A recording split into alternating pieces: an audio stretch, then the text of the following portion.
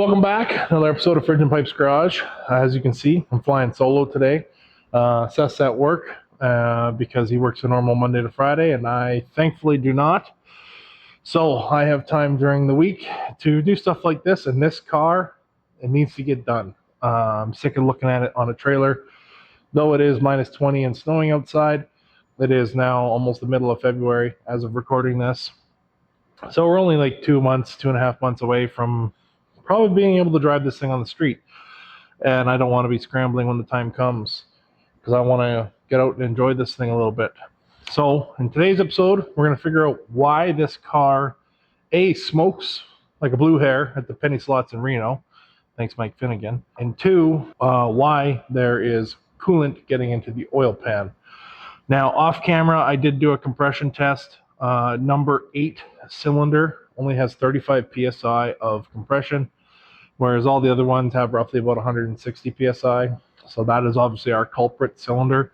So I will be pulling off the passenger side manifold, passenger side cylinder head, intake manifold today to kind of get an idea of what's going on, see if it's a head gasket, is it a cracked head, is it a cracked block, bad rings, what's going on, why is there coolant getting into our oil pan, and why does this thing smoke really bad, as you guys would have saw in the last episode. So yeah, I'll cut to that footage of me doing the compression test right now. Okay, so for reference, this is cylinder number 2.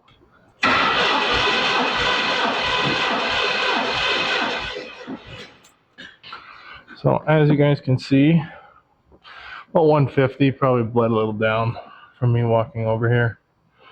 But 150, which is, it's low. It's not the best, but it's not, oh my God, this thing shouldn't run. Whereas, let me go to cylinder number 8. You'll see what I'm talking about. And yes, all the plugs are on this thing. Just as an FYI to those of you at home.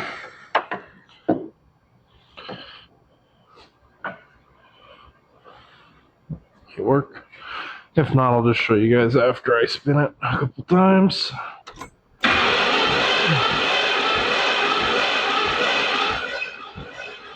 So yeah, as you guys can see, we have about 35 psi compression roughly. Not very much though. So that's definitely our culprit cylinder. Like I said, off camera I checked them all, and they're all 150 to 165 depending, whereas that one's a really bad one. So like I said, we're gonna pull off the carb, intake manifold, cylinder head, and then see if we have a head gasket problem, if we have a block problem, a cylinder head problem, a something else problem. Hoping it's just a head gasket problem, but the way my luck's been going, it's probably going to be the block. So let's get into that.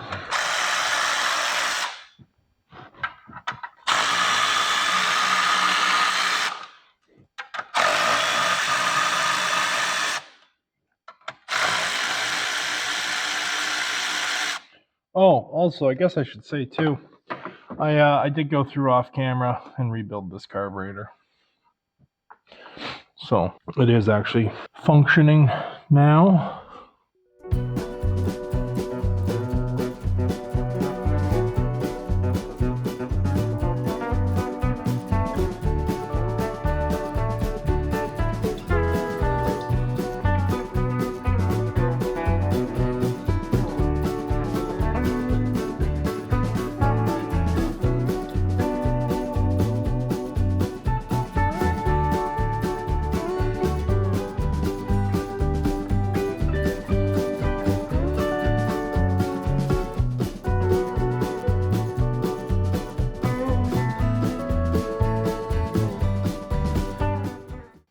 This is a lesson for all you young bucks who want to work on your own cars. Don't ever put points on a electronic ignition system. Because it's dumb. And your friends will make fun of you and call you stupid.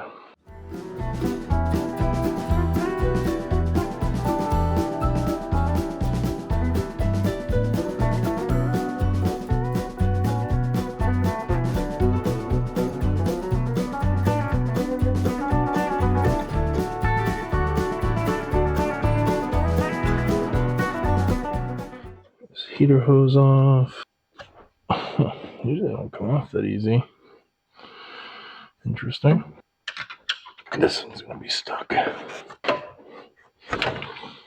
Actually, there should be almost no coolant because I think I drained it, didn't I? Yeah. I don't have to drain the coolant, I already did.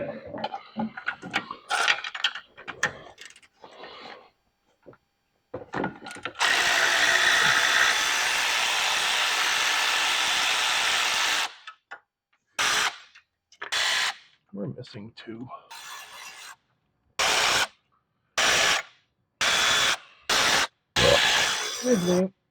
Whew. Okay. Now, I don't have to pull. No, I shouldn't have to. And we got a big pry bar. This is going to be really dumb. Then I'm going to lose all the intake bolts. We're going to do it anyway. I got it moving. I'm going to pull the intake bolts out. Actually, we need one of them magnetic trays. Okay. These, super handy. I don't know where I'm going to put this one, but then I can just go like this, and then it doesn't matter. Bolt's not going anywhere. Okay. Very nice. Bolt.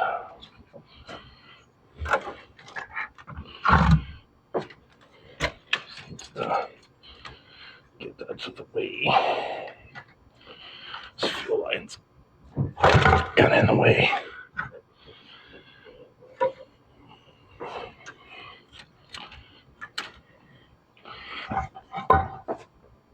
So we can one hand this.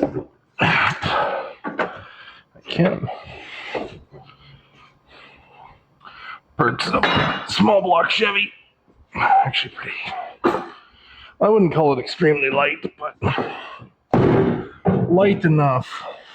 Oh my God. You seeing this? That's disgusting.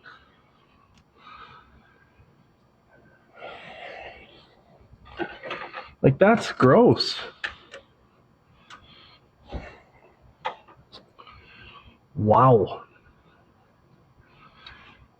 You don't want the inside of your engine to look like that, guys. That's, wow. Look at all the man, I picked good ones. Well, that EGR port's blocked almost right off. Look at this. That's all carbon buildup. Okay. That's disgusting. Oh, wow. Like, I've never seen it that bad before. Like, it's caked in a layer in the valley. I need a light to show you guys this. This is gross. Hands down, worst engine I've ever pulled apart. I mean, the Ford was a strong contender, that 390.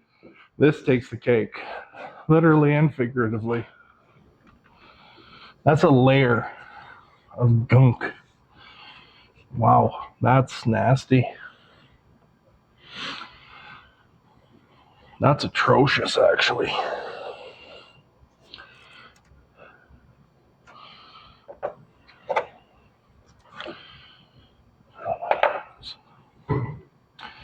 Yeah, let's pull the valve cover, I guess.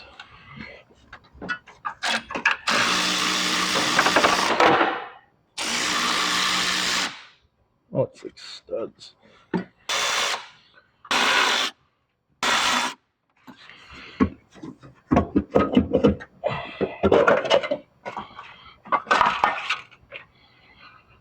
not too bad.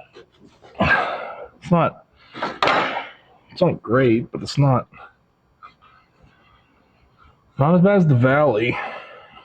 The Valley's bad. So you guys can see. Seth, if you want to do a zoom or a focus.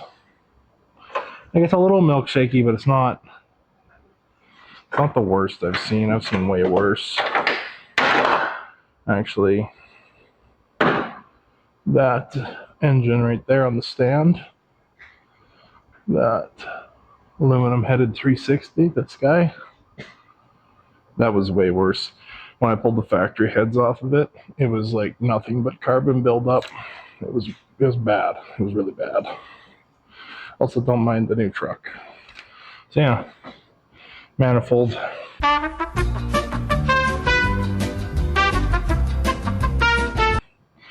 That's coming off next. And I'm going to try and cheat and leave it hooked up, because I don't want to have to unhook it from the regular exhaust, because I can already envision how much of a pain that's going to be. With a stud. Oh, that's tight.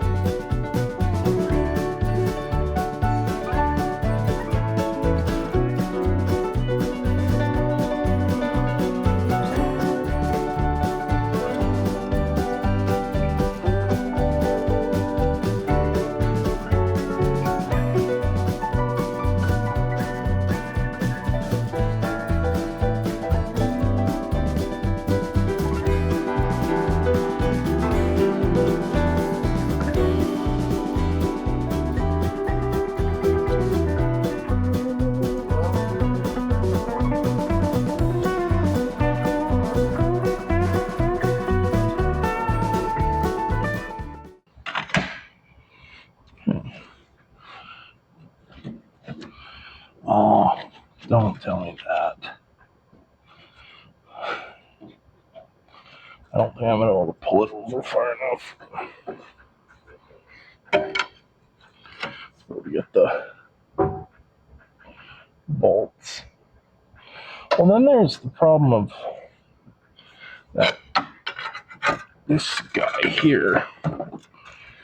Like, what's that attached from?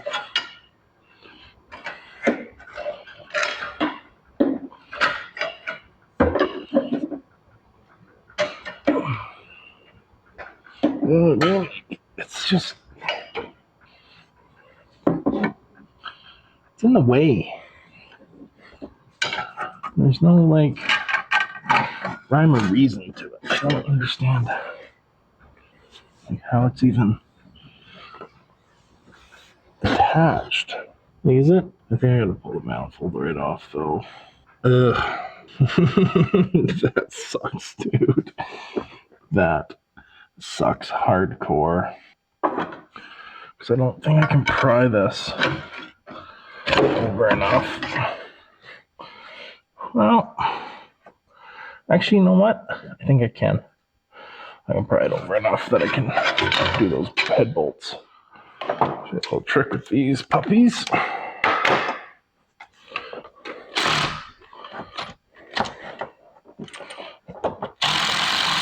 I'm grabbing an impact.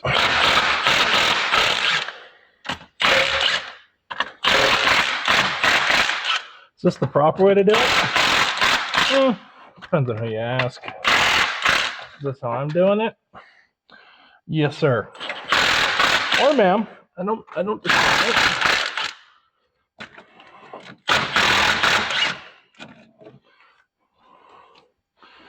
Okay, now that they're loose, you can pull push rods. Yeah, if you go like that, then you can pull your push rods past your rockers without pulling them off. Okay, I got here 3, 4,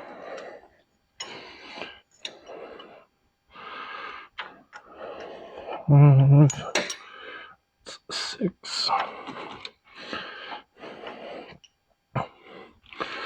7, and I mean, I am going to try and keep them somewhat in order. I'm not too worried about it.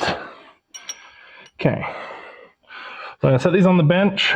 I know this is my front one that came out of cylinder 2, cylinder 8. So set them on the bench and just put an F on the side that's towards the front. Now, is this a permanent solution? No. Is it my solution I'm doing for right now? Yes. And no one's stopping me.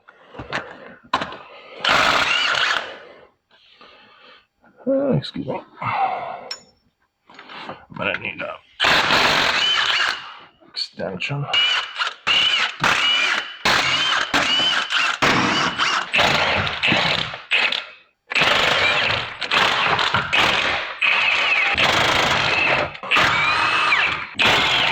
Okay, next up, I have a really difficult job. Pull the alternator. I'm gonna wash my hands quick, get a drink, and I'll be back.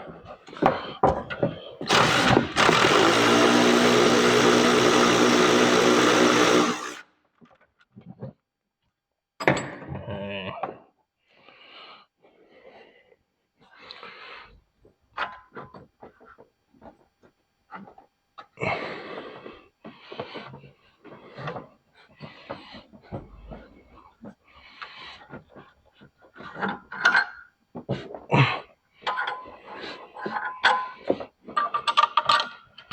That should be everything. Pull the head, I do believe, which means I should be able to do.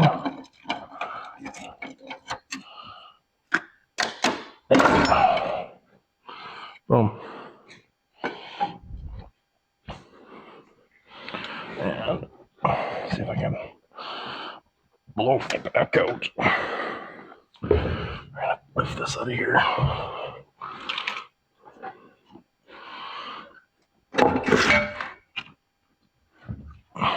Oh, there's like something stuck on the back of the head. Some wires. Okay, let's pause for a second. Okay. Let's get this puppy out of here. Pull the head gasket off. You're looking for signs of where water would have been bypassing into the cylinder, which I'm not seeing.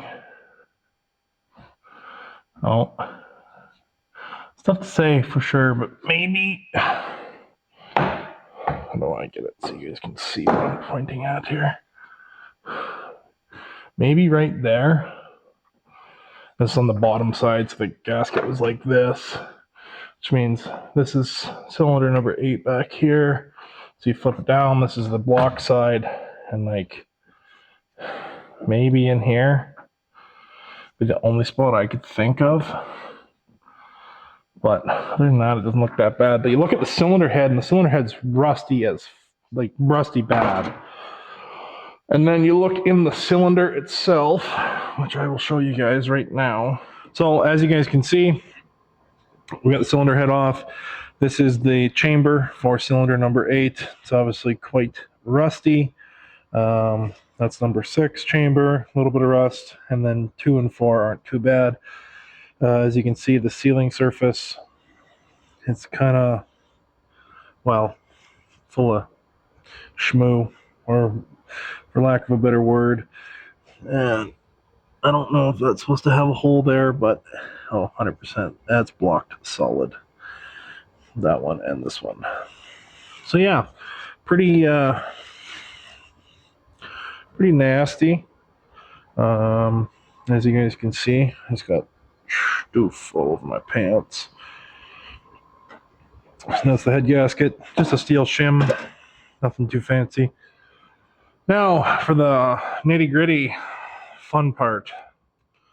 We have cylinder number 8, and it is full of rust. Not very good. That's number 6. And actually, you know, the cylinder walls aren't too bad on the rest of them. There's a little bit of pitting and rusting there, a little bit of scoring, but for the most part, they're not bad. Number 8, though, pretty bad. We're gonna end up pulling this engine out. It's not savable at this point. It's really not. It's to the point where I'm going to be pulling the cylinder out, trying to dingle ball hone it, try and revive it. It's going to get pretty hack if I try and fix what we got. So instead, like I think I said in a previous episode, I have a small block Chevy. It's supposed to be going in my stock car. Sit on the floor. I got pretty much all the parts to put it together. So that's my cheapest route to get an engine in this thing and make it run. And then I can break that engine in and whatever. And then if it stays in this car, it stays in this car. If I decide I want to put something bigger or better in here, I do have a big block, 396. And then I got a 400 out back. I got a couple 350s out back that I could assemble and eventually throw in this thing instead, or turn into a 3-3 stroker, or do something along those lines. But for now, I think that's going to be the end of this engine in this car. One other thing I was going to check, I was going to do it while I got you guys on the camera, was double check and see what size engine we have here. I'll be able to tell from the bore measurement. I'll set the camera down for a second. This obviously, I'm just doing a rough measurement with the caliper, and it is 305. 4-inch bore is a 350. So yeah, this engine is a 305, probably the factory engine that came in this car more than likely. That'll be a wrap on this episode of Fridge and Pipes Garage. So yeah, unfortunately, I think our $1,500 Camaro was too good to be true, which, I mean, you win some, you lose some. At the end of the day, I'm not that upset being it's only a 305. We're probably going to end up throwing a 350 in it. The one on the floor more than likely will be the one that's going in it. I do have a couple of options that we could do instead, but more than likely it's going to be my one sitting on the floor, that the short block's all ready to go. And it'll have a nice little bit of a cam in it and whatnot. And I think it'll actually spruce this old girl up pretty good. So yeah, next time you guys see this car, it will be getting a small block Chevy, a different one, a better one, a bigger one. And we will be addressing some of the other issues that I don't know if we showcased last time, such as the hokey transmission mount and the self-made lowering springs that are a whole other debacle. But yeah, I'm going to put a wrap on it this time. We'll get you in the next one.